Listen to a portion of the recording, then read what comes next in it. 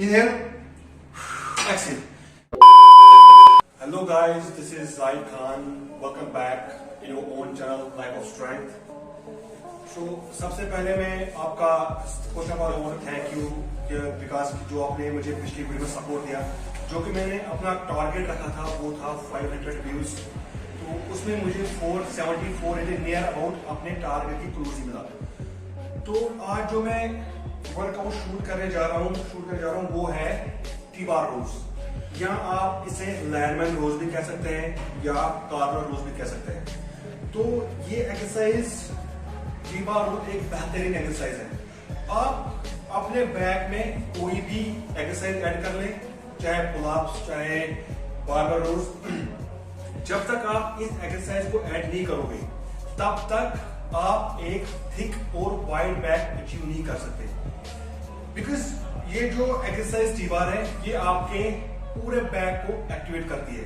खास तौर पर ये आपके मिड बैक, रोम्बॉइड्स, मिड ट्रैप्स और आपके लैटरल डोर्साई को एक्टिवेट करता है।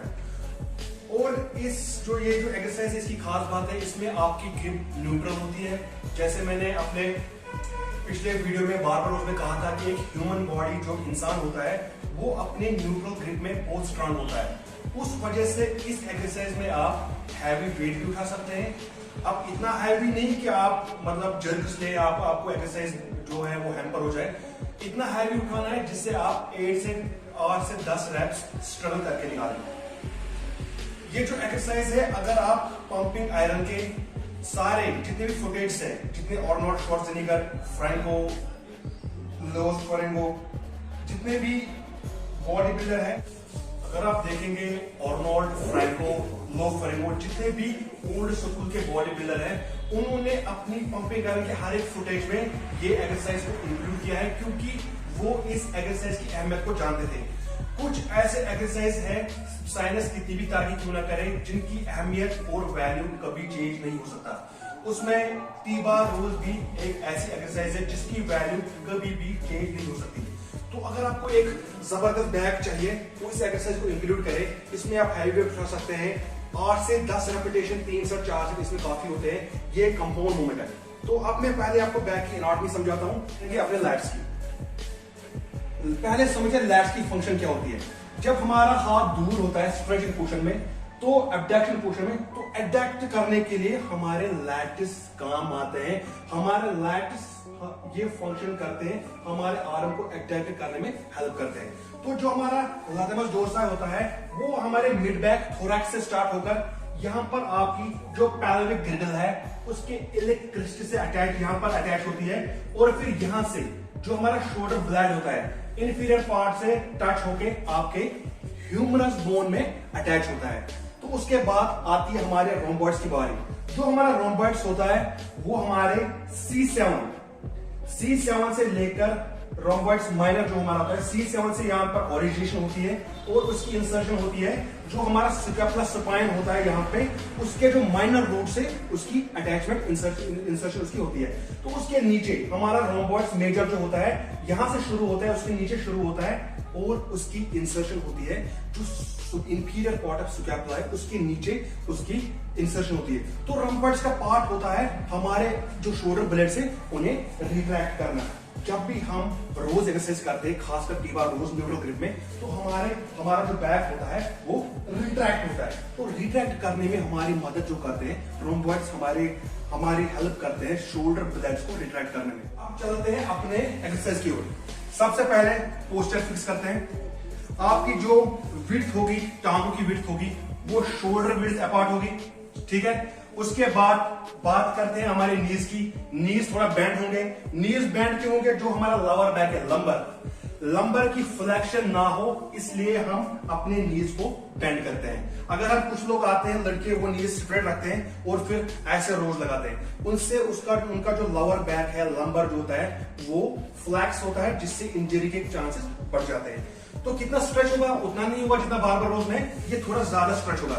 उतना स्ट्रेच होगा कि आपका जो है हैमस्ट्रिंग और आपकी ग्लूट्स है वो स्ट्रेचिंग मोड में रहेंगे। Almost squatting position, parallel position में आपका हैमस्ट्रिंग रहेगा।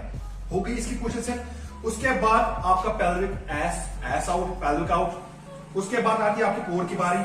आपका कोर टाइट रहेगा, क्योंकि जो आपके कोर के मसल्स हैं वो आपके स्पाइन को सपोर्ट करते हैं न्यूट्रल रहने में। बैक की न्यूट्रलिटी को मेंटेन करने के लिए आपका जो है कोर वो टाइट रहेगा। जो आपका चेस्ट है, चेस्ट अप रहेगा। अगर चेस्ट को आप रोल करोगे तो अगेन आपका जो स्पाइनल लंबर होगा, जिससे इंजरी के चांसेस बढ़ जाएंगे। उसके बाद आती है आपकी नेक की बारी।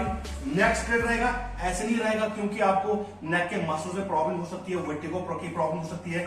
इसलिए जो हमारा नेक रहेगा वो इन लाइन रहेगा, बैक के बिल्कुल लाइन में रहेगा। तो हो गई अब हमारे पोस्टर की बारी। उसके बाद जो और एक मिस्टेक लड़के करते हैं, ये जो हमारी बार है इसमें बड़े प्लेट्स लगाते हैं। देखिए, अगर हम कोई बड़ा प्लेट अपने बार में लगाएंगे तो हमारे जो हाथ है वो यहां पर रुकेंगे। सॉरी, हमारे जो हाथ है वो यहां पर रुकेंगे। यहां पर हम अपने जो हमारा बैक है हम उसमें उसको कॉन्ट्रैक्ट नहीं कर सकते, बैक में कॉन्ट्रैक्शन हासिल नहीं कर सकते। इसलिए आप इस बार में बहुत हैवी वेट कर सकते हैं, क्योंकि न्यूट्रल ग्रिप इसमें रखनी पड़ती है, इसमें ह्यूमन बॉडी स्ट्रांग होती है। तो अगर आप पूरी कॉन्ट्रैक्शन इस एक्सरसाइज में चाहते हैं तो हमें छोटे प्लेट्स की सिलेक्शन करनी पड़ेगी। जब हम छोटे प्लेट्स की सिलेक्शन करेंगे तो हमारा बैक कॉन्ट्रैक्ट बहुत अच्छी तरीके से होगा। उसके बाद और एक गलती आती है, यहाँ पर लड़के आते हैं यूं आते हैं और यूं की बार लगाते हैं, यूं लगाते हैं। अब देखिए, मैंने पिछले एक्सरसाइज में बोला था, इसमें भी बोलता हूं। अब अगर हम यूं एक्सरसाइज लगाएंगे तो आपका ट्रेपीजियस ट्रेन होता है। हमें यहां पर ट्रैप्स को ट्रेन नहीं करना है, हमें यहां पर ट्रेपीज को ट्रेन नहीं करना है, हमें अपने लैटेरस डोर्सा को ट्रेन करना है। और ये एक्सरसाइज आपके लैट्स का सबसे खास हिस्सा, जो इंफीरियर पार्ट ऑफ लैट्स है, जो निचला वाला हिस्सा लैट्स है, उस पार्ट को ये एक्सरसाइज उस पर वर्क करती है, उसको ग्रो करने में हेल्प करती है। तो अगर हम ऐसे एक्सरसाइज करेंगे ऐसे, तो हमारा ट्रैप्स ट्रेन होता है। आप कितना स्टेरॉइड लो, आप कितना ड्रग्स लो, आप कितना डाइट करो, कुछ भी करो, आपका बैक ग्रो नहीं करेगा जब तक आप एक सही पोस्चर में एक्सरसाइज नहीं करेंगे। तो ये एक्सरसाइज लगाने का जो सही पोस्चर है वो है ऑलमोस्ट पैरेलल, नीज बेंड, ये हाफ स्क्वैटिंग मोशन, ऑलमोस्ट आपके हैमस्ट्रिंग और गिलियो स्ट्रेचिंग पोस्चर में रहेगा, और अंदर रहेगा, चेस्ट अप रहेगा, नेक इन लाइन रहेगी, और यूं। जब आप इस एक्सरसाइज को इस पोजीशन में लगाएंगे, आप देख सकते हैं काई ग्रीन को देखो, आर्नोल्ड को देखो, फ्रैंको को देखो, डोरिन गेट्स को देख सकते हैं, लो फेरेंगो को देख सकते हैं। उनका बैक हमेशा क्रेजी इसलिए होता था, कोबरा बैक इसलिए होता था, क्योंकि वो अपने बैक को पैरेलल पोजीशन में लगाते हैं। इस पोजीशन में आपका बैक पूरी तरीके से कॉन्ट्रैक्ट होता है, और पूरा जो बैक जो फंक्शन है, जो बैक जो है, मतलब कि बैक की डेवलपमेंट है, वो पूरा यहां से होता है। तो इसलिए अब हम ये इस एक्सरसाइज में अगर 100% निकालना हो तो पोजीशन आपकी पैरेलल रहेगी, यूं। ये आपकी एक सही पोजीशन है। और हाँ, नेक आपका इनलाइन रहेगा, ठीक है, लेकिन जब आप अपना कंसंट्रिक मोड जब आएगा, कंसंट्रिक मोड होता है जब हम वेट को कॉन्ट्रैक्ट करते हैं, और जब हम वेट को रिलीज करते हैं उसको इसेंट्रिक बोलते हैं। तो जब आपका कंसंट्रिक आएगा, पॉजिटिव रेप्स को बोलते हैं, तो थोड़ा सा नेक को ऐसा करेंगे। अब इस नेक को अपर चेस्ट की तरफ देखने से आपका रोम्बोइड्स और आपका अपर बैक में कॉन्ट्रैक्शन बढ़ जाता है। जब आप अपने नेक को थोड़ा इतना नहीं करना है, थोड़ा इतना, जब आपकी आंखें इस पे चली जाएगी तो कॉन्ट्रैक्शन आपके बैक में ऑटोमेटिकली बढ़ जाएगा।